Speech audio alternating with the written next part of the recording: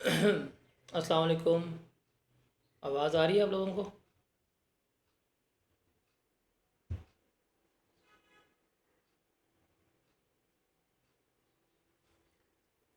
जी जनाब, आवाज़ आ रही है आप लोगों को?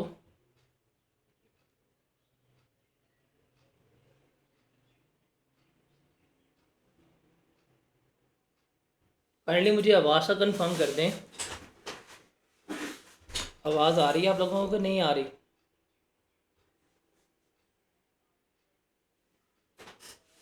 आ रही है आवाज सर जी। ठीक है जी, ऑल क्लियर। मतलब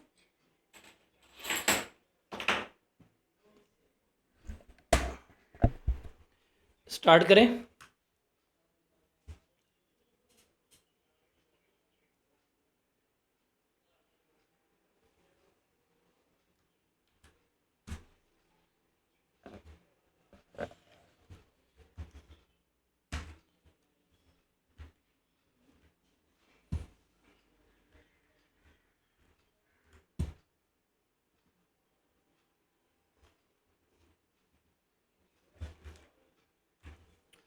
जी जनाब, अब ऑलमोस्ट सारे इश्यूज जो हैं वो सही रिसॉर्ट हो गए हैं, रिजॉल्व हो गए हैं। इंटरनेट भी अब परफेक्टली फ़ाइन वर्क कर रहा है। अब हमारा इंशाल्लाह कोई किसी किस्म का पॉज या ब्रेक जो है वो अब नहीं आएगा इंशाल्लाह क्लासेस में। तो लास्ट हमने कहाँ तक पढ़ा था बताएं ज़रा। मुझे पता है जब टेम्पो टूट जाता है, मोमेंटम ब्रेक हो जाता है, तो बड़ा वो डिफ़िकल्ट होता है आप लोगों के लिए भी। यार अभी हम फोकस कर रहे थे, फिर टेम्पो ब्रेक हो गया, फिर मोमेंटम जो है वो टूट गया। It is kind of difficult thing, but अब इंशाल्लाह वो नहीं होगा। और बताएं, वैसे भी पेंडिंग लेक्चर से सबके कंप्लीट हो गए? कोई किसी का पेंडिंग लेक्चर में इशू तो नहीं? लास्ट लेक्चर तक कोई सवाल, कोई कन्फ्यूजन, कोई प्रॉब्लम, कोई एम्बिग्विटी? All clear?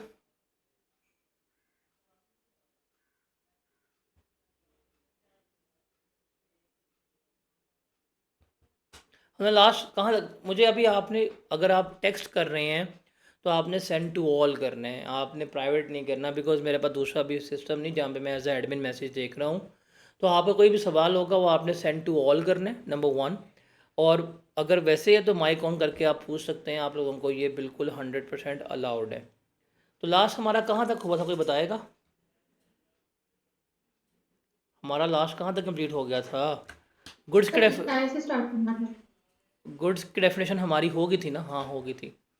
उसके बाद टैक्सेबल गुड्स वो हैं जिनके ऊपर टैक्स लगेगा, मतलब जो एग्जाम नहीं है वो। हाँ, सप्लाई से स्टार्ट करना था। इम्पॉर्टेंट तरीन आप कह सकते हैं सप्लाई जो है, supply is very very very, फिर वेरी, फिर वेरी। ये वेरी पंजाबी वाला वेरी नहीं है, पंजाबी में कहते हैं वेरी को दुश्मनी। ये वेरी इंपॉर्टेंट है। आपका ये सबसे अहम कंसेप्ट है जिसको हम लेके चल रहे हैं, वो है सप्लाई। सप्लाई का मतलब क्या होता है? अगर मैं आपसे एज अ लेमैन पूछूं कि सप्लाई का मतलब क्या होता है, आपका क्या जवाब होगा, बताएंगे?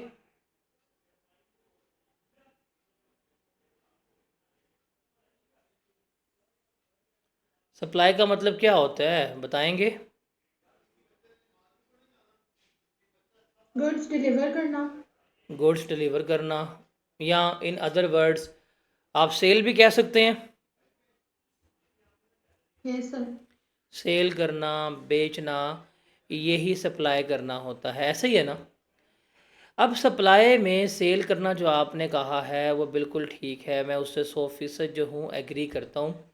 लेकिन सप्लाई के डेफिनेशन में सेल्स टैक्स के पर्सपेक्टिव पे सेल करने से ज़्यादा भी कुछ चीज़ें जो हैं वो इम्पॉर्टेंट हैं। वो क्या है कि सप्लाई इंक्लूड्स अ सेल, कि जो हम सेल करते हैं वो तो सप्लाई है। इसके अलावा कि अगर आप किसी भी गुड्स का डिस्पोज ऑफ करने के, बेचने के, अगर आप राइट ट्रांसफ़र कर रहे हैं एज एन ऑनर, वो भी क्या है, वो भी आपकी गुड्स की सप्लाई कहलाती है। इसका मतलब क्या है, देखिएगा। मेरे पास फॉर एग्ज़ाम्पल ये एक माउस है, मैं एक बंदे को दे देता हूँ कि भाई ये माउस तुम्हारा हुआ, और वो बंदे के पास है मालिकाना हकूक़ हैं कि वो उस माउस को आगे बेच सकता है, डिस्पोज कर सकता है। तो ये जो मैंने राइट ट्रांसफ़र किया है, ये भी क्या होगा, सप्लाई कंसीडर हो रहा होगा। जैसे अब बात करते हैं गिफ्ट की, जैसे आप बात करते हैं गिफ्ट की, आप गिफ्ट की बात करते हैं। अब गिफ्ट को अगर हम देखें तो बाप ने बेटे को गाड़ी जो है वो गिफ्ट कर दी, ठीक है। अब जब बेटे को गाड़ी गिफ्ट कर दी बाप ने, तो क्या बाप ने जब बेटे को गाड़ी गिफ्ट कर दी तो बेटा उस गाड़ी को फ्यूचर में एज अ ऑनर डिस्पोज कर सकता है कि नहीं कर सकता, बताएं ज़रा। कर सकता है। तो इसका मतलब ये जो गिफ्ट करना है ये भी सप्लाई कंसीडर होता है। अब उस गिफ्ट के ऊपर सेल्स टैक्स है या नहीं है वो एक अलग मैटर है, बट ये गिफ्ट कर देना भी क्या है, सप्लाई ही कंसीडर हो रहा होगा। Is that clear? उसके अलावा अगर आप चीज़ों को ख़रीदते हैं, चीज़ों को बेचते हैं अंडर हायर परचेज एग्रीमेंट, तो वो भी क्या है, वो भी आपकी सप्लाई ही कंसीडर होती है। हायर परचेज एग्रीमेंट में आपने अक्सर नाम सुना होगा किस्तों के ऊपर जो सामान बिक रहा होता है उसका, किस्तों के ऊपर जो सामान बिक रहा होता है उसके बारे में हमने बात करनी है। हायर परचेज एग्रीमेंट में आप जाते हैं किस्तों पे सामान लेके आते हैं, पहले एडवांस पे करते हैं, फिर आप इंस्टॉलमेंट्स वगैरह पे कर रहे होते हैं। तो ये जो है आपका जो किस्तों के ऊपर सामान बिक रहा होता है ये भी क्या होगा आपकी, ये भी आपकी सप्लाई कंसीडर हो रही होगी। Is that clear? तो सप्लाई का मतलब सिर्फ सेल करना नहीं है, बल्कि सेल करना भी सप्लाई है। आप गुड्स को डिस्पोज ऑफ करने के राइट्स ट्रांसफ़र कर देते हैं, ये भी सप्लाई है। इवन आप हायर परचेज एग्रीमेंट में भी अगर कोई सेल कर रहे हैं, गुड्स को ट्रांसफ़र कर रहे हैं, वो भी क्या है, सप्लाई ही कंसीडर हो रही होती है। ये सबको क्लियर है? जी जनाब।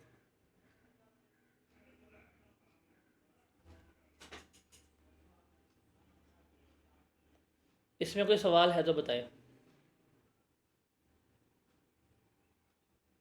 हायर परचेज का मतलब है किस्तों पर जो सामान लेके आते हैं वो भी सप्लाई होती है। वो आपको किस्तों पे सामान बेच रहा है, इसका मतलब उसने भी क्या कर दी हैं, आपको गुड्स जो हैं वो सप्लाई कर दी हैं।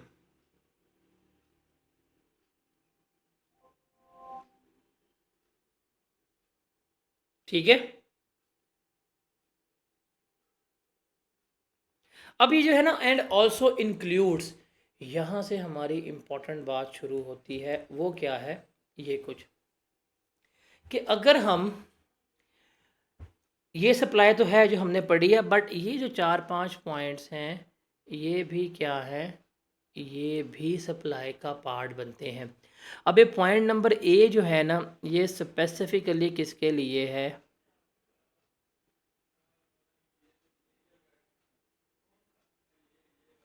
मैन्युफैक्चरर के लिए। ये पॉइंट ए सिर्फ किसके लिए है, ये सिर्फ और सिर्फ स्पेसिफिकली किसके लिए है, मैन्युफैक्चरर के लिए। क्या मतलब, अब ये मैन्युफैक्चर के लिए है कि अगर कोई मैन्युफैक्चर जो है वो गुड्स को प्राइवेट यूज़ में लेके जाता है, मतलब अगर वो ड्राइंग्स करता है तो ये भी सप्लाई है। अगर वो बिज़नेस यूज़ के लिए ही गुड्स को इस्तेमाल कर लेता है ये भी सप्लाई है। और अगर वो नॉन बिज़नेस यूज़ के लिए गुड्स को भी सप्लाई कर रहा है, इस्तेमाल कर रहा है, वो भी सप्लाई है। ये वो गुड्स हैं जो वो नॉर्मली अपने पास प्रोड्यूस कर रहे हैं। जस्ट टेक एन एग्जांपल, एक कंपनी है जी पेल,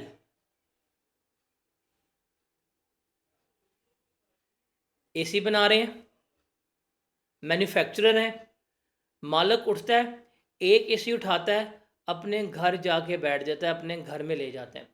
ये जो वो एसी उठा के घर ले गया, बेशक उसने कुछ पे नहीं किया, ये भी क्या है, सप्लाई कंसीडर होगी, डिपार्टमेंट टैक्स लीजिएगा। वही एसी, मैनेजर का एसी ख़राब हो गया, इन्वेंट्री से उठा के मैनेजर के रूम में लगा दिया, बिजनेस यूज़ है या नॉन बिजनेस यूज़ है, ये क्या होगा, सप्लाई कंसीडर होगी। जैसे फॉर एग्जांपल सुजुकी है,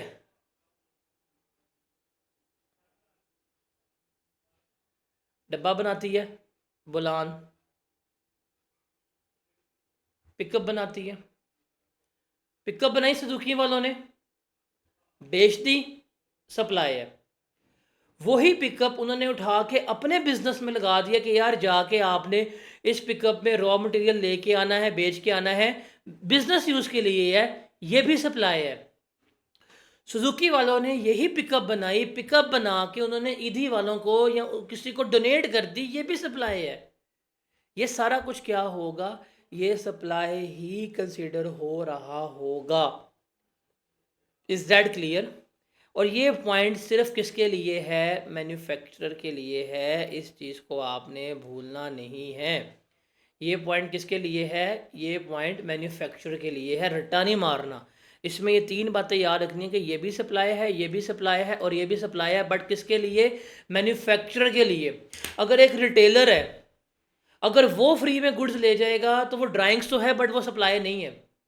जैसे पेल है, पेल वालों ने फ्री में फ्रिज जो है अपने किसी एम्प्लॉय को दे दी तो वो सप्लाई होगी, क्यों, बिकॉज पेल वाले मैन्युफैक्चरर हैं। लेकिन अगर एक खान ब्रदर इंस्टॉलमेंट है, खान ब्रदर इंस्टॉलमेंट वाले अपने एम्प्लॉय को फ्री में फ्रिज दे देते हैं तो वो सप्लाई नहीं होगी, क्यों, बिकॉज खान वालों ने तो फ्रिज खरीदी नहीं थी, उन्होंने तो ये फ्रिज बाय ही नहीं की थी, तो ये सप्लाई कंसिडर नहीं होगी। Is that clear? पॉइंट ये सबको क्लियर है, बताएं ज़रा। नहीं सर, नहीं क्लियर? क्लियर है। आपने नहीं कहा है, मैं तो घबरा गया था कि नहीं। तो पॉइंट नंबर 1 किसके लिए है, सिर्फ और सिर्फ मैन्युफैक्चरर के लिए है, रिटेलर के लिए नहीं है, डिस्ट्रीब्यूटर के लिए नहीं है, होलसेलर के लिए नहीं है, सिर्फ किसके लिए, मैन्युफैक्चरर के लिए है। ये पेपर्स में मोस्ट फ्रिक्वेंटली टेस्टेड पॉइंट है, तकरीबन हर न्यूमेरिकल में से इसमें से कुछ ना कुछ जो है वो पूछ रहा होता है कि जी ऑनर जो है वो गुड्स लेके चला गया, बताएं सप्लाई है या नहीं है। तो मोस्ट फ्रिक्वेंटली इसमें से चीज़ें जो हैं एग्जामिनर भाई साहब जो हैं वो पूछ रहे होते हैं। ठीक है, point number 1 clear. Point number B की बात करते हैं। पॉइंट नंबर बी है कि अगर किसी पर्सन ने कोई लोन लिया हुआ है, कोई कर्ज़ा लिया हुआ है और वो कर्ज़ा नहीं चुका पाता, जिससे लोन लिया है वो आके उसकी गुड्स की नीलामी कर देता है, उनको बेच देता है, और उनको बेच के अगर अमाउंट रिकवर कर रहा है तो ये भी सप्लाई है उस बंदे की। क्या मतलब हुआ, फॉर एग्जांपल मिस्टर ए ने एबीसी बैंक से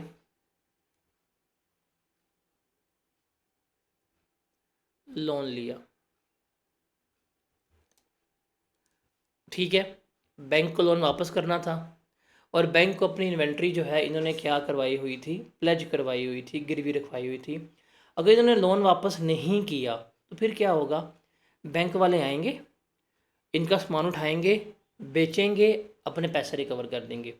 अब बेची तो बैंक ने है, नीलाम तो बैंक ने की है, डिस्पोज तो बैंक ने की है, लेकिन अपना कर्जा रिकवर करवाने के लिए की है, तो ये भी सप्लाई ही कंसिडर होगी इन भाई साहब की। ये पॉइंट क्लियर है?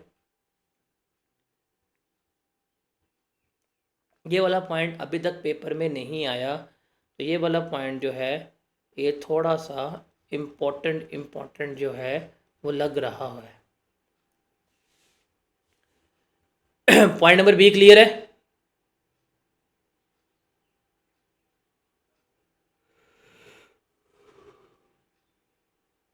Point number C, point number C है कि जब आप अपनी रजिस्ट्रेशन को विड्रॉ करवा रहे हैं, क्या मतलब, एक बंदा है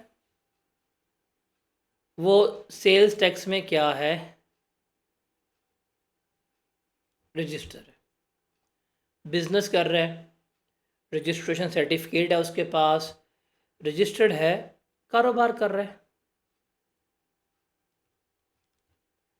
इस बंदे ने फैसला किया कि अब उसने फर्दर रजिस्टर्ड नहीं रहना, ठीक है, डिपार्टमेंट में गया, डिपार्टमेंट में जाए और क्या किया उसने, अप्लाई किया डी रजिस्ट्रेशन का, कि क्या कर दिया जाए, मुझे डी रजिस्टर कर दिया जाए, मैंने फर्दर रजिस्टर्ड नहीं रहना, मेरा कारोबार ख़त्म है, मैंने बिज़नेस वाइंड अप कर दिया। कहते हैं ओके, हम आपको डी रजिस्टर्ड कर देंगे। कहेंगे लाइन डॉक्यूमेंट्स, अब डॉक्यूमेंट्स लेके आएंगे, कहेंगे इस वक्त आपके पास कितना माल मौजूद है, कितनी इन्वेंटरी मौजूद है, कितना साजो सामान मौजूद है। कहेंगे जी 100 गुड्स पड़ी हैं। कहेंगे ठीक है, ये 100 गुड्स हैं, इनके ऊपर हमें टैक्स पे करो, हम आपको डी रजिस्टर कर देंगे। इसका मतलब क्या हुआ कि जब आप अपनी रजिस्ट्रेशन को विड्रॉ करवाने जाते हैं उस वक्त इमीडिएटली जो चीज़ें आपके पास पड़ी होती हैं वो भी क्या होगी, सप्लाई कंसीडर हो रही होगी। अब देखिए इस पॉइंट में आपने कोई सेल नहीं की, कोई चीज़ भी आपने नहीं बेची, कुछ भी ना सेल हुआ ना बिका, कुछ भी नहीं हुआ, nothing like that, but still आपके पास गुड्स हैं, आपके वेयर हाउस में पड़ी हुई हैं, लेकिन चूंकि आप डी रजिस्टर्ड हो गए, डिपार्टमेंट वालों ने कह दिया हमें गुड्स की तफसील दें, आपने गुड्स की तफसील दी, अब आप क्या हैं, अब आपको वो इसको सप्लाई कंसीडर करेंगे। Is that clear?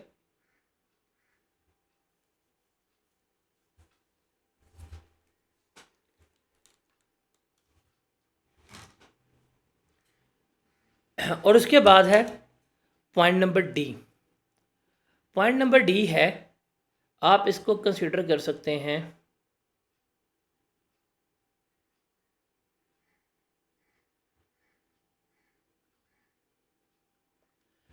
Toll manufacturer के तौर के ऊपर। ये क्या होता है कि आप किसी के भी हाफ पे गुड्स वगैरह बना के बेच रहे हैं, तो वो जो आप गुड्स वगैरह बना के दे रहे हैं ये भी क्या है, मैन्युफैक्चर है। जैसे फॉर एग्जांपल ख़वातीन को पता होगा, ये दुपट्टा लेके आती हैं, इनको पसंद नहीं आता, जाती हैं डाई करवाने पहुंच जाती हैं। अब वो जो बंदा डाई करके दे रहा है, ना उसका दुपट्टा है ना उसका रंग है, दुपट्टा भी इनका रंग भी इनका, वो सिर्फ करके दे रहा है, तो ऐसा बंदा भी क्या है, मैन्युफैक्चर कहलाता है। लेकिन जो उसने काम करके दिया है वो भी सप्लाई कंसिडर हो रही होगी। जैसे बुक पब्लिश होती हैं, बुक किसी की है, लिखी किसी ने है, कागज़ किसी का है, वो बस बंदा आएगा, पब्लिशर छापेगा, किताब बना के दे देगा। वो जो किताब बना के दे रहा है, वो जो काम कर रहा है, वो भी क्या होगी, सप्लाई कंसिडर हो रही होगी।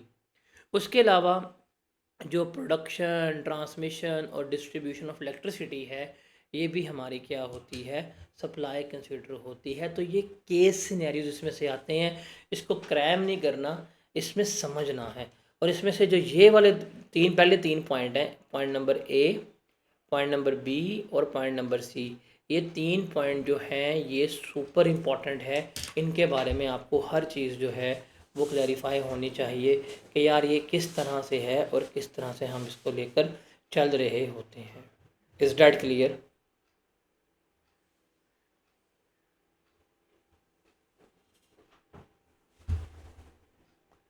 जी जनाब, इसको रीड कर लें, इसमें कोई इशू है तो फिर हम आगे चलते हैं।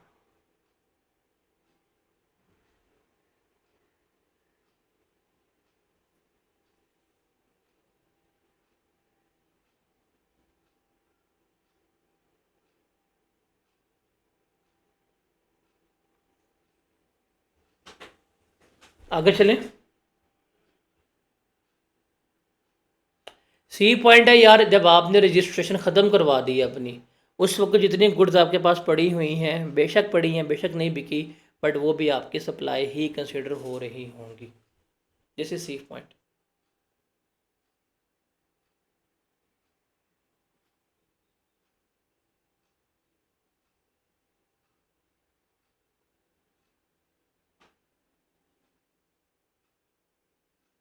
वो डी का गलत हो गया, वो डी एक्स्ट्रा वर्ड लिखा हुआ है, वो ट्रांसफ़र ऑफ द गुड्स आना था, तो वो गलती है, थोड़ी सी टाइपिंग एरर हुआ है।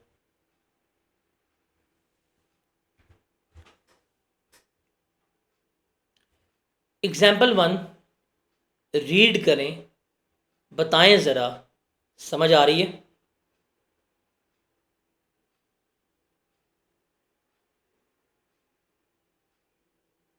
एग्जाम्पल 1 इस पॉइंट नंबर ए से रिलेट कर रही है।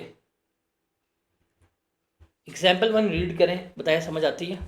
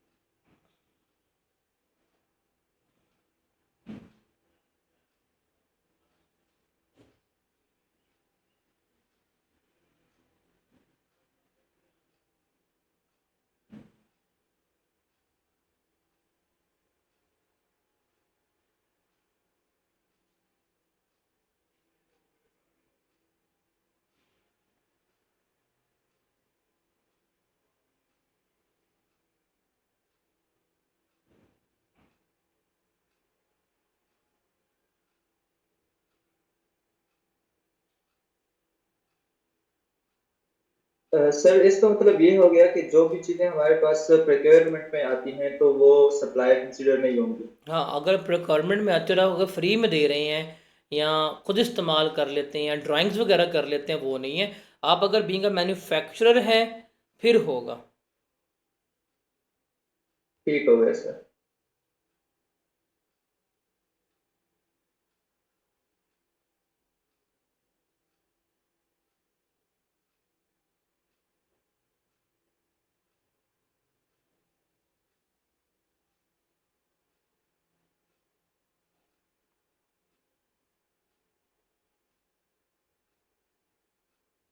जी जनाब।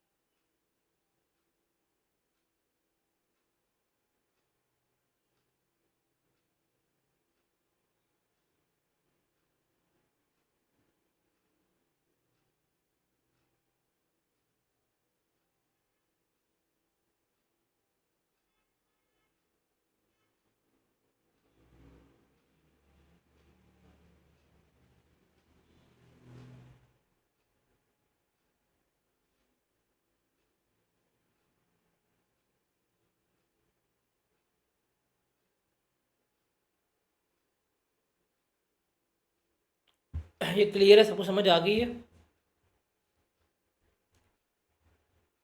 ये एग्जाम्पल ज़रा पढ़ें।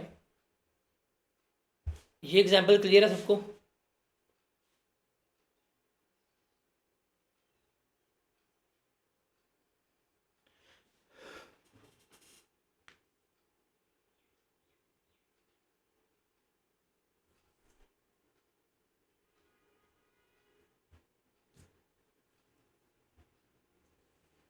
बता दिया करें क्लियर है कि नहीं क्लियर।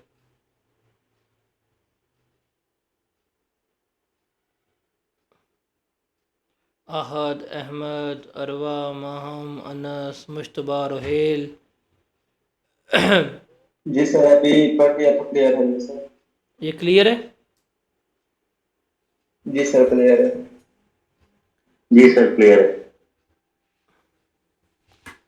अच्छा, अब ये चीज़ें ना ज़रा देखिएगा, ये सारी चीज़ें जो हैं इनसे ही रिलेट कर रही हैं जो अभी हमने डिस्कशन की है ए बी और सी की। ये आपके हैंडआउट्स जो हैं उसमें गिवन है, आप उसको से रीड आउट कर लेते हैं।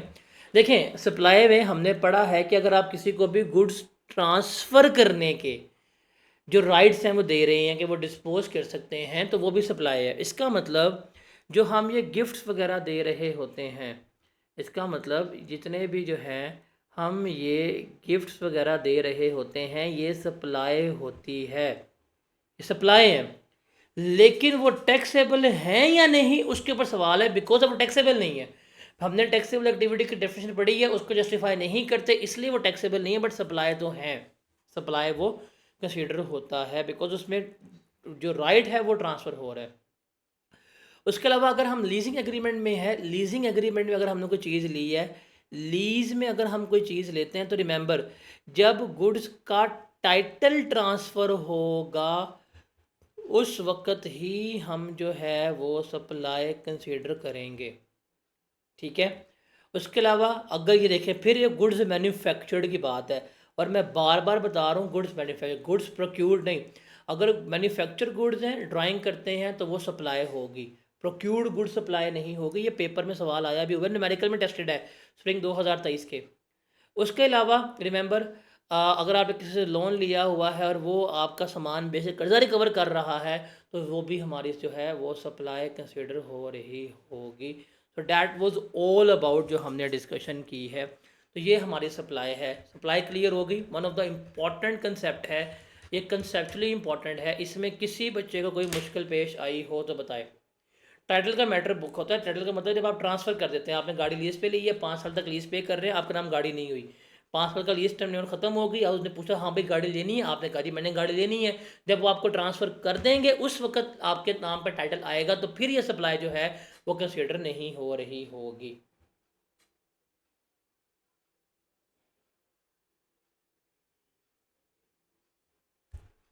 क्लियर है ये पॉइंट?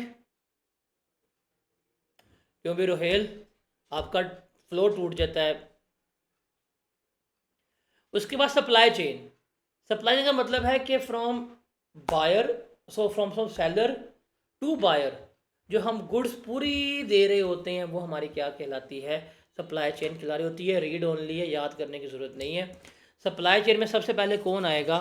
सप्लाई चेन में सबसे पहले इम्पोर्टर आ रहा होगा। कौन आएगा? सबसे पहले इम्पोर्टर आएगा। अब इम्पोर्टर, चूँकि इम्पोर्ट्स हमारे सिलेबस का पार्ट नहीं है, उसके लिए कस्टम ड्यूटी है, बट फिर भी आपने इम्पोर्टर को याद रखना है। हमारे पास जो इम्पोर्टर है वो दो तरह के होते हैं। एक है हमारे पास जिसे हम कहते हैं कमर्शियल इम्पोर्टर, और दूसरा है जिसे हम कहते हैं नॉन कमर्शियल इम्पोर्टर। दो तरह के हैं। एक है हमारे पास कमर्शियल इम्पोर्टर, और दूसरा होता है हमारे पास non commercial importer. Commercial importer वो है बंदा जो गुड्स को इम्पोर्ट करेगा, और इम्पोर्ट करने के बाद वो क्या करेगा, उनको मार्केट में सेल कर रहा होगा, उनको मार्केट में बेच रहा होगा।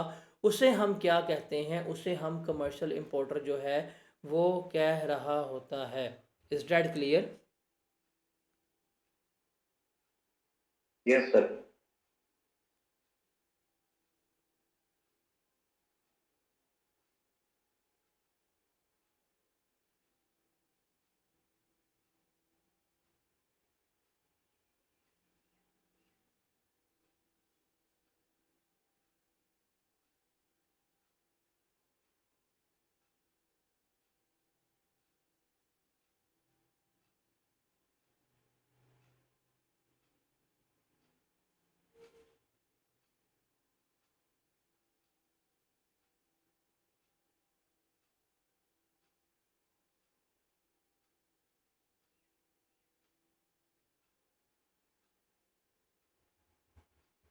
ये क्लियर है? और नॉन कमर्शियल इम्पोर्टर कौन है?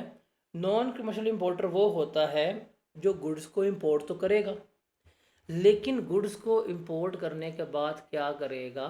खुद इस्तेमाल करेगा, खुद यूज़ करेगा। वो हमारा है नॉन कमर्शियल इम्पोर्टर। तो ये आपने याद रखना है, कमर्शियल इम्पोर्टर कौन होता है और नॉन कमर्शियल इम्पोर्टर कौन होता है। उसके बाद आती है बात मैन्युफैक्चरर की। मैन्युफैक्चरर क्या होता है, इसको हम यहाँ पे डिस्कस करते हैं। अब मैन्युफैक्चरर कौन है? मैन्युफैक्चरर बेसिकली वो पर्सन है जो गुड्स की प्रोडक्शन में इन्वॉल्व है, चाहे उसका रॉ मटेरियल है या नहीं है, बट वो गुड्स को प्रोड्यूस कर रहा है, गुड्स को बना रहा है। तो इसे हम क्या कहते हैं? इसे हम मैन्युफैक्चरर कह रहे होते हैं। अब उसमें क्या कुछ आएगा, मतलब कोई पर्सन जो किसी भी प्रोसेस में इन्वॉल्व है, जिसमें असेंबलिंग है, मिक्सिंग है, कटिंग है, डाइल्यूटिंग है, बॉटलिंग है, पैकेजिंग है, रीपैकेजिंग है, इस तरह की तमाम चीज़ें जो हैं जो इन फैक्टर्स में इन्वॉल्व है, उसे हम क्या कहेंगे? उसको हम मैन्युफैक्चरर कह रहे होंगे। ये वाला पॉइंट क्लियर है? कि कोई भी पर्सन जो इनमें से कोई भी एक काम कर रहा है, उसे हम क्या कहेंगे, उसको हम मैन्युफैक्चरर कह रहे होंगे। Got it. उसके अलावा अगर कोई ऐसा मैन्युफैक्चरर है, ये स्पेसिफिकली बात हो रही है मैन्युफैक्चरर की, कोई ऐसा मैन्युफैक्चरर है जिसको क्या किया गया है, जिसको हमने कह दिया या जिसने अपनी बैंकरप्सी फाइल कर दी है, जो बैंकरप्ट हो गया है या जो लिक्विडेट हो गया, जिसका कारोबार ख़त्म हो रहा है, तो हमने कहा ठीक है, उसने अपनी बैंकरप्सी फाइल कर दी, उसने लिक्विडेट होने के लिए उसने कहा ठीक है मैं लिक्विडेट हो रहा हूँ। तो ये इसका एक अमल है, बैंकरप्सी फाइल होगी, कोर्ट आएगा, बीच में अदालत आएगी, तो अदालत जो है वो एक बंदा अपॉइंट करेगी जिसे हम कहते हैं ऑफिशियल लिक्विडेटर। ये जो ऑफिशियल लिक्विडेटर होता है जिसको अपॉइंट किया गया है in the winding up of manufacturer, in the bankruptcy of manufacturer, ये भी क्या कहलाएगा, ये भी मैन्युफैक्चरर कहला रहा होगा। और तीसरा है, रिमेंबर, कोई भी ऐसा पर्सन जिसके पास कोई पेटेंट राइट्स हैं, कोई प्रोप्राइटरी राइट्स हैं, उसने कोई चीज़ इन्वेंट की हुई है, वो उसे खुद इस्तेमाल कर रहा है, तब भी वो मैन्युफैक्चरर है। वो उसे खुद इस्तेमाल नहीं कर रहा अपने राइट्स को, लेकिन उसने दूसरे लोगों को दिया हुआ है कि आप आएँ, आप इन्हें इस्तेमाल कर लें, तो वो भी क्या होगा, वो भी मैन्युफैक्चरर कहला रहा होगा। तो ये मैन्युफैक्चरर की डेफिनेशन है और ये रीड ओनली है, इसको याद करने की ज़रूरत नहीं है। उसके बाद है, रिमेंबर, अगर कोई भी ऐसा मैन्युफैक्चरर है जो मैन्युफैक्चरिंग करता है और जो गुड्स बना के है उनको एक्सपोर्ट कर देता है, तो उसे हम क्या कहते हैं, उसे हम मैन्युफैक्चरर कम एक्सपोर्टर कह रहे होते हैं। उसको एडवांटेज मिलता है, जो भी उसका इनपुट टैक्स होगा वो उसको रिफ़ंड कर दिया जाएगा, वो हम उसको सारे का सारा जो है वापस कर रहे होते हैं। उसके बाद टॉल मैन्युफैक्चरर। टॉल मैन्युफैक्चर अभी हम डिस्कस करके आए हैं सप्लाई के डेफिनेशन में कि टॉल मैन्युफैक्चर क्या होता है। बेसिकली टॉल मैन्युफैक्चरर वो पर्सन है जिसके पास कोई अपना रॉ मटेरियल नहीं है, कुछ भी नहीं है, बट दूसरे बंदों के बिहाफ पे वो गुड्स बना के दे रहा है, तो उसे हम क्या कहते हैं, उसे हम टॉल मैन्युफैक्चरर जो है वो कह रहे होते हैं। जैसे पब्लिशर्स वगैरह होते हैं जो किताबें जो हैं पब्लिश करके बेच रहे होते हैं, वो हमारे क्या हैं, वो हमारे टॉल मैन्युफैक्चरर कहला रहे होते हैं, जो बुक्स वगैरह पब्लिश कर रहे हैं। क्यों? बुक्स, फॉर एग्जांपल आतिफ आबदी अपनी किताब लिखते हैं, टाइप करते हैं, किताब आतिफ आबदी की है, पेपर किसी का है, वो बंदा सिर्फ किताब छाप के दे रहा है, तो वो टॉल मैन्युफैक्चरर है। बट जो किसी के लिए काम करके देगा वो भी क्या कहलाएगा, मैन्युफैक्चरर ही कहला रहा होगा। Is that clear? उसके बाद है मैन्युफैक्चरिंग क्या होती है या मैन्युफैक्चर करना क्या होता है, ये डेफिनेशन है, ये भी हमारी सॉर्ट ऑफ रीड ओनली है, इसको रट्टा मारने की ज़रूरत नहीं है। मैन्युफैक्चर वगैरह क्या है कि कोई भी ऐसा प्रोसेस जिसमें किसी भी आर्टिकल को, किसी भी अशिया को हम किसी दूसरी आर्टिकल में किसी नए अशिया में कन्वर्ट कर दें, ये मैन्युफैक्चरिंग कहलाता है। आप लकड़ी लेके आए, लकड़ी की कुर्सी बना दी है, अलमारी बना दी है, ये मैन्युफैक्चरिंग है। कोई भी ऐसा प्रोसेस जिसमें आपने आर्टिकल को इतना चेंज कर दिया, इतना रीशेप कर दिया कि उसका यूज़ बिल्कुल डिफरेंट हो गया है, ये भी मैन्युफैक्चरिंग है। आप प्लास्टिक का दाना लेके आते हैं, आप उससे बर्तन बना देते हैं, पेन बना देते हैं, मैन्युफैक्चरिंग है। कोई भी ऐसा प्रोसेस जो इंसिडेंटल है for the completion of manufacture product, ये जो आपके मैन्युफैक्चर प्रोडक्ट्स बन रहे हैं उसके साथ साथ बन रहा है, वो भी आपका क्या है, वो भी आपका मैन्युफैक्चरिंग कहला रहा होता है। आपने अक्सर नाम सुना होगा ज्वाइंट प्रोडक्ट्स का या बाय प्रोडक्ट्स का, या आप केमिस्ट्री में वर्ड एक पढ़ के आते होंगे, डिस्टिलेशन का वर्ड पढ़ा होगा। अब आपने वहाँ पढ़ा होगा कि हमने बनाना तो पेट्रोल होता है, लेकिन पेट्रोल बनाते हुए हमारा डीजल बन रहा है, कोल टार बन रहा है, केरोसिन ऑयल बन रहा है, तो वो जो ज्वाइंट एंड बाय प्रोडक्ट्स बन रहे होते हैं वो भी मैन्युफैक्चरिंग है। उसके अलावा अगर आप प्रिंटिंग कर रहे हैं, पब्लिशिंग कर रहे हैं, लिथोग्राफी है, इनग्रेविंग, कनंदा करना जिसे कहते हैं वो कर रहे हैं, असेंबलिंग है, मिक्सिंग है, कटिंग है, डाइल्यूटिंग है, बॉटलिंग है, पैकेजिंग है, रीपैकेजिंग है, ये सारा कुछ क्या कहलाता है, मैन्युफैक्चरिंग कहला रहा होता है। इज दैट क्लियर कि मैन्युफैक्चर क्या होता है या मैन्युफैक्चरिंग क्या होता है? यस सर, जी सर, क्लियर है। इसमें कोई सवाल किसी का है तो बताएं।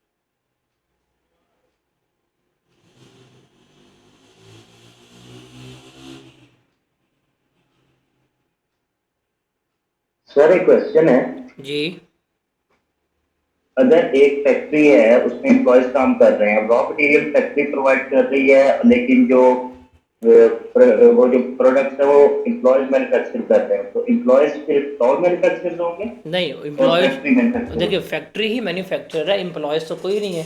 एम्प्लॉयज़ तो मुलाजिम है, वो तो लेबर है। हम तो इदारे को देखते हैं, हम बंदों को नहीं देखते, हम इदारे को देख रहे होते हैं।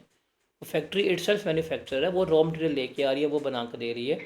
फैक्ट्री को देखा रहेगा, एम्प्लॉयज़ के बीच में कोई कंसर्न नहीं आएगा। लेकिन अगर एक फैक्ट्री अपना रॉ मटेरियल किसी थर्ड पार्टी को दे रही है, तो फिर वो जो third party third party manufacture है, करवा रही वो है, थर्ड वो पार्टी टॉल जो मैन्युफैक्चर हो वो सकती टॉल है? मैन्युफैक्चरर होगा। ओके सर, क्लियर हो गया। ठीक है, हम इसको इतना ओके। रखते हैं यहाँ तक। कल यहाँ से ऑनवर्ड चलेंगे। कल हम कुछ और मज़ीद डेफिनेशंस जो है वो डिस्कस करेंगे। अभी चूँकि हम थोड़ा चिल वे में चल रहे हैं, लेकिन रिज़ल्ट से पहले पहले आपका सेल्स टैक्स जो है वो ख़त्म हो जाएगा, और जो कमिटमेंट है उसके तक हम लेके चल रहे होंगे। तो इतना ज़्यादा कीजिएगा। हैंड आउट शेयर है। जो कल की क्लास है वो बड़ी इंपॉर्टेंट है। टेस्ट का इंशाल्लाह मैं आपको फ्राइडे को बता दूंगा। मोस्ट प्रोबेबली सैटरडे को टेस्ट होगा। कल का लेक्चर, कल की क्लास बहुत ज़्यादा इंपॉर्टेंट है। कल हम प्रोबेबली हमारे डेफिनेशंस जो हैं वो तकरीबन वाइंड अप हो रही होंगी। यार मैं अपनी स्क्रीन थोड़ी और ना बड़ी कर लूँ। टाइम है, टॉपिक ख़त्म हो गया है, तो वाइंड अप करते हैं सुकून से। कि क्यों अभी सारा सिलेबस ख़त्म करना है बताओ। मैं सोच रहा हूँ अपनी स्क्रीन थोड़ी और बड़ी कर दूँ, मुझे ज़्यादा मज़ा आ रहा है ऐसे पढ़ाने में। बड़ी विजिबल स्क्रीन नज़र आ रही होती है। रिकॉर्डिंग वालों को भी मज़ा आ रहा होगा, इंजॉय हो रहा होगा कि नहीं हो रहा, रेदर देन कोई छोटी सी इमेज साइड पे नुक्कर पे आ रही हो।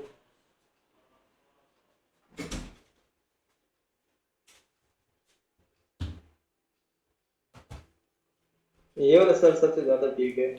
हाँ, ये मुझे फिज़िकल क्लास से ज़्यादा। क्या हुआ है आपके साथ? है भैया, आपके साथ क्या होता चला आया है? कौन से गम हैं आपको?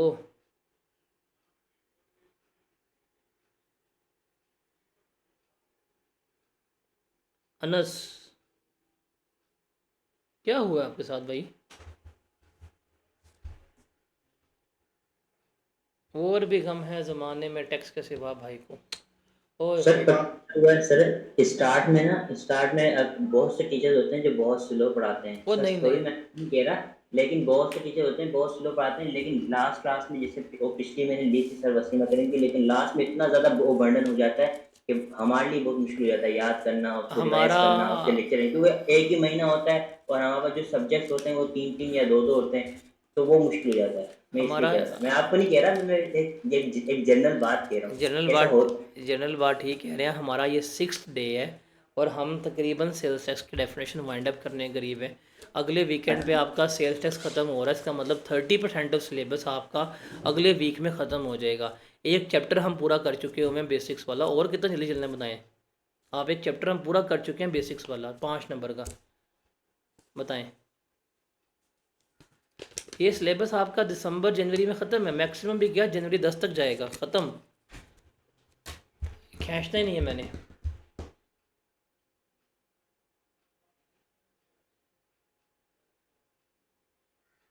चलें ठीक है, फिर इंशाल्लाह मिलते हैं कल। कल ज़रा मैं आपको फिर ज़्यादा खींच देता हूँ थोड़ा सा। कल पूरा मैं 1 घंटा 15 मिनट पढ़ाता हूँ आपको। आप लोग कहना सर बस करें, बस हो गई है, बस हो गई है, बस हो गई है। हमारा अभी 6 लेक्चर है ना, अभी हमारा ये 6 लेक्चर है ना यार। लेक्चर ही बहुत शॉर्ट हुए हैं।